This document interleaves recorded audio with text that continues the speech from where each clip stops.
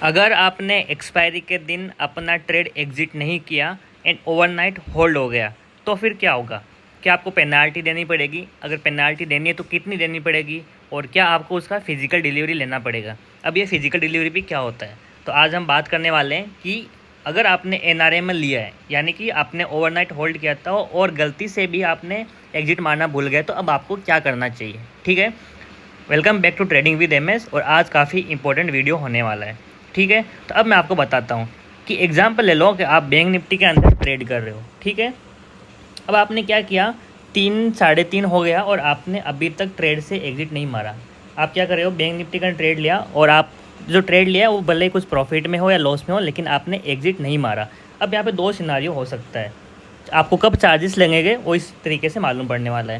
पहला सिनारियो क्या होगा कि आपने जो ऑप्शन बाई किया था वो आउट ऑफ द मनी हो गया। ठीक है, अब आउट ऑफ द मनी क्या है, इसके ऊपर मैंने ऑलरेडी वीडियो बना के रखा है कि आउट ऑफ द मनी क्या होता है, इन द मनी क्या होता है, एट द मनी क्या होता है। तो आपने जो ऑप्शन बाई किया है, अगर वो आउट ऑफ द मनी हो गया, 3:30 हो गया, एक्सपायर हो गया, मार्केट बंद हो गया, लेकिन आपने उसको ओवरनाइट लेके रखा था इसलिए एग्जिट नहीं हुआ, तो अब इस केस में क्या होगा, इस केस में आपको टेंशन लेने की बिल्कुल ज़रूरत नहीं है, क्योंकि जो out of the money option हो गया उसमें जितना आपने जो प्रीमियम पे किया था वो ऑलरेडी जीरो हो चुका है। तो उसका जो आपको लॉस दिख रहा था उतना ही लॉस होगा, प्लस जो आपका वो ब्रोकरेज चार्जेस थे 40 रुपीज़, मतलब 20 रुपीज़ बाइंग के लिए, 20 रुपीज़ सेलिंग के लिए, वो वाला। और उसके अलावा आपको कुछ भी चार्जेस देने की ज़रूरत नहीं है, ना ही आपको फिजिकल डिलीवरी लेने की ज़रूरत है। ठीक है, अगर आपका आउट ऑफ द मनी था मतलब कोई टेंशन नहीं है। अब टेंशन कब लेनी है, अगर आपका ऑप्शन इन द मनी हो गया। मतलब क्या, दूसरा कंडीशन क्या है, इन द मनी।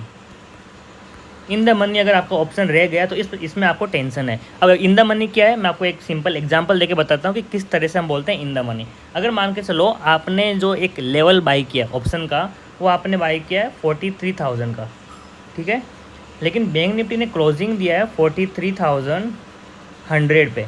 ठीक है, आपने जो लेवल बाई किया था उसके 100 पॉइंट ऊपर जाके बैंक निफ्टी ने क्लोजिंग दिया है। ठीक है, इसका मतलब जो आपने ऑप्शन बाई किया था वो इन द मनी हो गया, और ये अगर आपने एग्जिट नहीं मारा तो यहाँ पे आपको पेनाल्टी देने की ज़रूरत है। बहुत सारे लोग बोलते हैं कि आपको पेनाल्टी बहुत बड़ी देनी पड़ती है, लाखों में देनी पड़ती है, आपका कैपिटल चला जाएगा, प्लस आपको फिजिकल डिलीवरी लेनी पड़ेगी।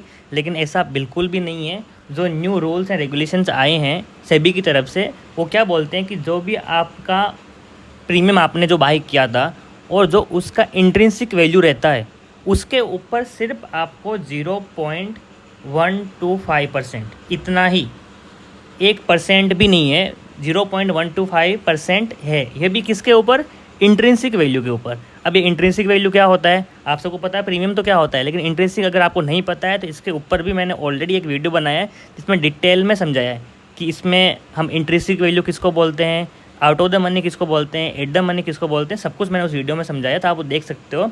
लेकिन आपको बता देता हूँ मैं, अगर आप एक बिगिनर हो और नॉर्मल क्वांटिटी लेते हो, जैसे 25 क्वांटिटी, 50 क्वांटिटी, 100, 200, इसके ऊपर इंट्रिंसिक वैल्यू आपका बहुत ही छोटा सा होता है, मिनिमल होता है। कुछ भी आपको बड़ा अमाउंट नहीं है कि आपको बहुत लाखों में देना पड़ेगा। लाखों में छोड़ो, शायद ये हज़ारों में भी नहीं पहुँचता है, 500-1000 रुपये में आपका निपट जाएगा। ठीक है, तो आपका इसमें क्या हो, अगर मान लो ये लॉस में था तो आपको लॉस तो देना ही पड़ेगा, ऑब्वियसली बात है। लेकिन लॉस के साथ आपको इसका जो 0.125% है इंट्रिंसिक वैल्यू का, वो देना पड़ेगा। मान लो आपका 1000 रुपया लॉस था और जो आपका ये चार्जेस देने पड़ रहे हैं वो आपको देना पड़ रहा है मान लो 500, तो आपको बस 1500 रुपया ऑटोमेटिक आपके अकाउंट से कट कर लेगा।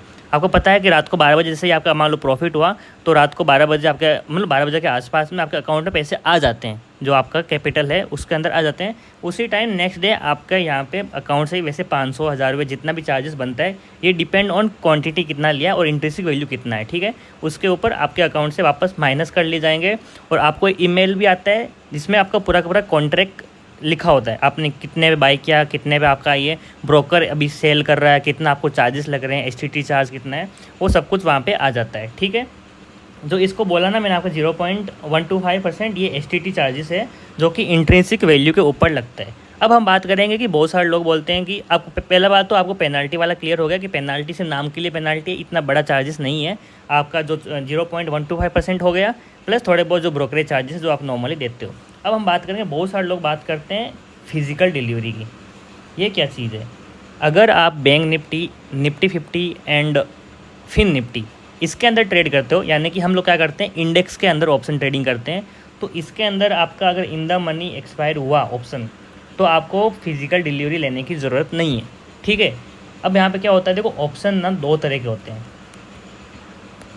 एक ऑप्शन होता है इंडेक्स के अंदर ऑप्शन, ठीक है, और दूसरा होता है इक्विटी के अंदर, यानी कि आपका नॉर्मल जो भी स्टॉक है, जैसे कि मान के चलो रिलायंस हो गया, फिर HDFC हो गया, ये जो अगर स्टॉक के जो ऑप्शंस होते हैं, इनके अंदर आपका अगर एक्सपायर हो गया इन द मनी और आपने एग्जिट नहीं मारा, तो फिर वहाँ पे आपको फिजिकल डिलीवरी लेनी पड़ती है। ठीक है, हम लोग नॉर्मली क्या करते हैं, जो जितने भी सब्सक्राइबर मेरे से जुड़े हुए हैं सब लोग, हम लोग ऑप्शन ट्रेडिंग करते हैं, किसके अंदर, इंडेक्स के अंदर। अगर हमारा ऐसा कुछ हुआ, गलती हुआ, हम लोग एग्जिट नहीं मारे, तो हमारे जो 0.125% चार्जेस है वो कट होंगे, और कुछ भी करने की ज़रूरत नहीं है, हमें फिजिकल डिलीवरी लेने की ज़रूरत नहीं है। लेकिन जो लोग स्टॉक के अंदर ऑप्शन ट्रेडिंग करते हैं, रिलायंस के अंदर उसका ऑप्शन ट्रेडिंग किया, HDFC बैंक के अंदर, या कौन सा भी जो भी स्टॉक है उसके अंदर जो कर रहे हैं, अगर उनका इन द मनी एक्सपायर हुआ और एग्जिट नहीं मारा, तो उनको फिजिकल डिलीवरी लेने की ज़रूरत है, हमें डरने की ज़रूरत नहीं है। अब फिजिकल डिलीवरी क्या होती है, इसके ऊपर ऑलरेडी बहुत सारे यूट्यूबर्स ने वीडियो बनाए, प्लस सेबी ने एक नोटिस जारी किया था जिसके अंदर सब कुछ लिखा हुआ था डिटेल में कि आपको फिजिकल डिलीवरी कैसे लेनी है।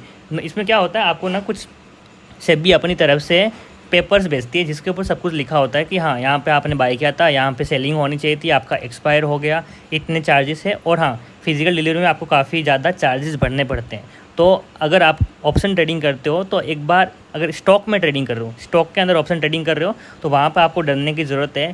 थर्सडे के दिन गलती से भी आप एग्जिट मारना मत भूलना। अगर ऑप्शन ट्रेडिंग इंडेक्स में कर रहे हो, तो हाँ, एक बार आप थोड़ा रिलैक्स बैठ सकते हो, अगर एग्जिट नहीं हुआ तो भी कोई बड़ी बात नहीं है। ठीक है, और मुझे पता है मेरे कोई भी सब्सक्राइबर अभी तक स्टॉक के अंदर ऑप्शन ट्रेडिंग नहीं करते, लेकिन फिर भी मैंने आपको सब कुछ बता दिया, क्योंकि बहुत सारे लोग गलत अफवाह फैला रहे हैं कि अगर आप इंडेक्स के अंदर भी, यानी कि बैंक निफ्टी के अंदर भी ऑप्शन ट्रेडिंग कर रहे हो और अगर आपने एग्जिट नहीं मारा, तो बहुत ज़्यादा पेनल्टी देनी पड़ेगी, जो कि बिल्कुल भी नहीं है। आपको बिल्कुल भी डरने की ज़रूरत नहीं, छोटे मोटे चार्जेस लगते हैं, वो तो कोई बड़ी बात नहीं है। अगर आपने प्रीमियम भी 10,000 का पे किया, तो आपको 1 लाख रुपये देने की ज़रूरत नहीं है, चार्जेस 1 लाख नहीं लगेंगे। ठीक है, तो बस इतना ही आज के दिन मैंने आपको समझा दिया कि अगर आपने एग्जिट नहीं मारा एक्सपायरी के दिन, तो आपको क्या क्या करने की ज़रूरत है और क्या डरने की ज़रूरत है या नहीं है। ठीक है, और कुछ डाउट है आपको तो आप ज़रूर कमेंट में पूछिए, मैं आपको ज़रूर आपको हेल्प करूँगा।